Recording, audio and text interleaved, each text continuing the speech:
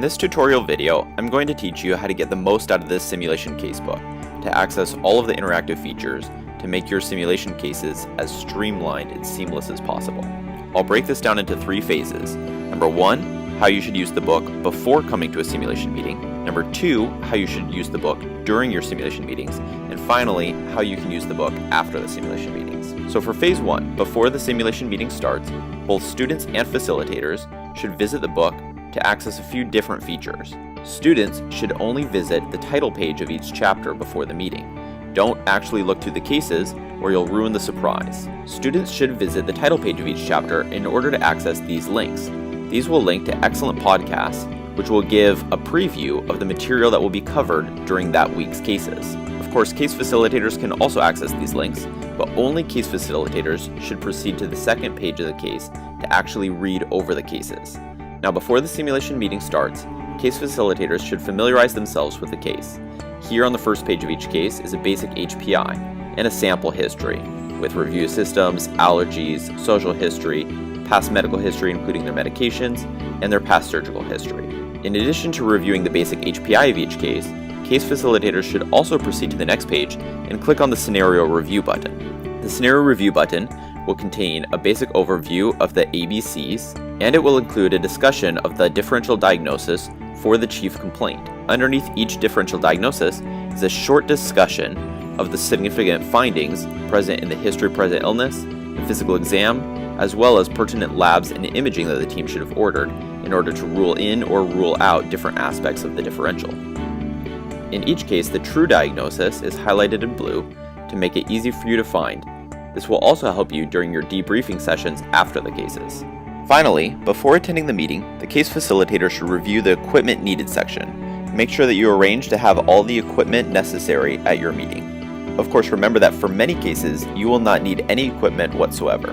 Now let's move on to phase 2, how you'll use the book during your simulation meetings. To signal the start of each case, read the opening statement. Remember that the case facilitator should have pre-read the history of present illness, the sample history down here, and should be prepared to answer any questions the team has.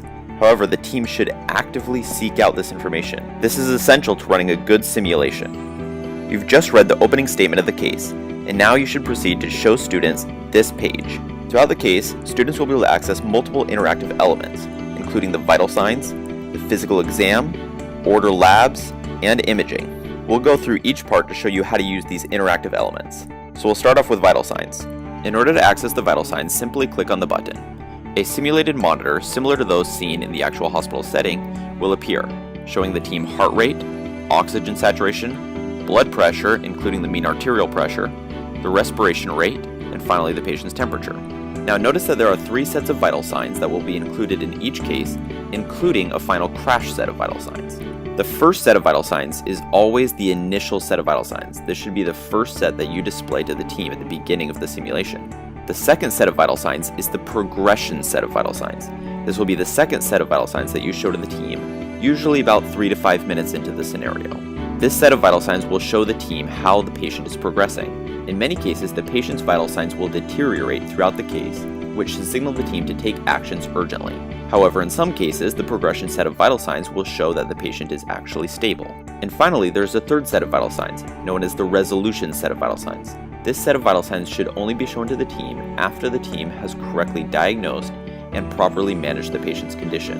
And finally, there's a crash set of vital signs included in each case. The crash set of vital signs is included so that the case facilitator has the flexibility to simulate any patient outcome. Now let's move on to the physical exam buttons. The physical exam findings can be displayed by clicking on different aspects of the anatomical person drawn here.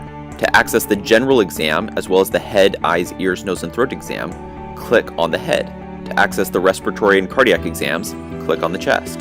You'll notice that abnormal physical exam findings are highlighted in red. This will make them easily identifiable to the students and case facilitators who need to quickly access them in the middle of a dynamic, fast-paced case. To access the abdominal exam, click on the abdomen.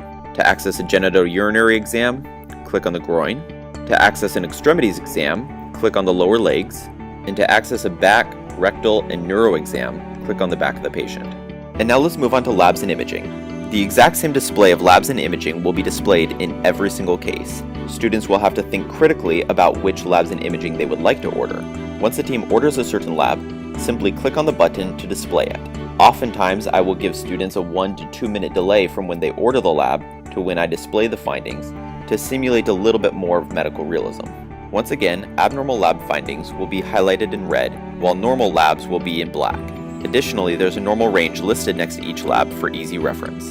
The labs displayed here are some of the most common labs ordered during medical cases. However, if a team orders a lab test that is not within one of these options, click on the Other Labs button to see if it is present there. Next, let's move on to our imaging category. Here you'll see a list of our CT or MRI findings.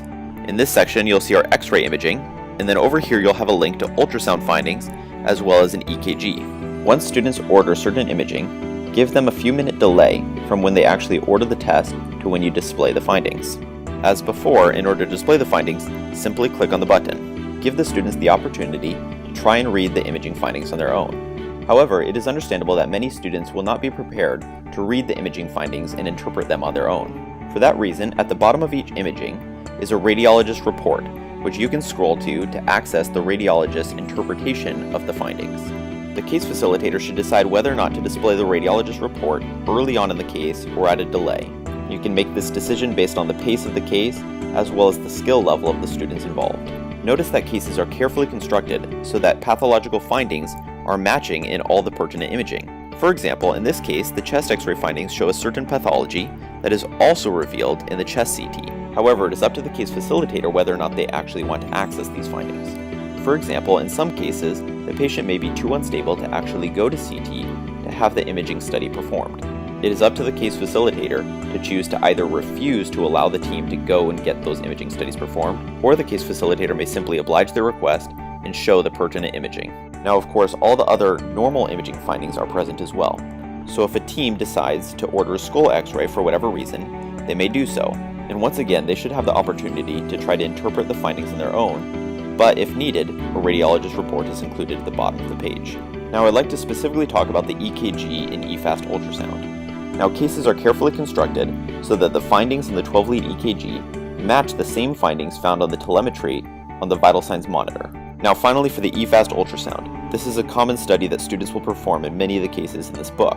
As with all the other imaging studies, simply click on the button to access the findings.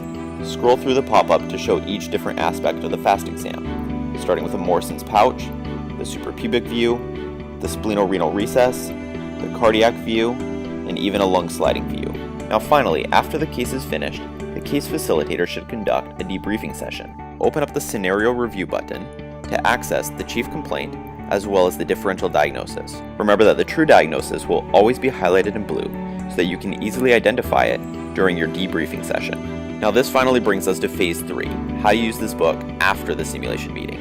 After the simulation meeting is over, all students should visit the book to read over the scenario review.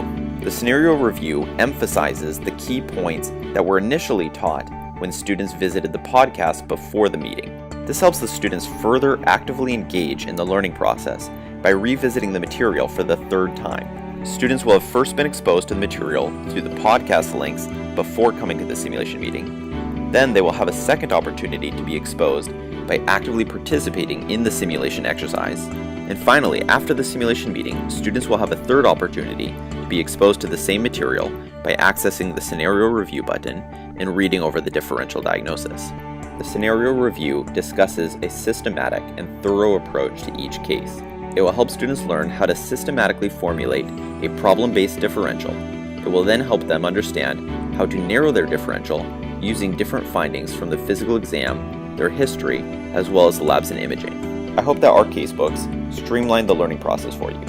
If you have any questions on how to organize your sim club or how to reap the benefits of medical education through simulation, please visit our webpage at www.joinsims.com.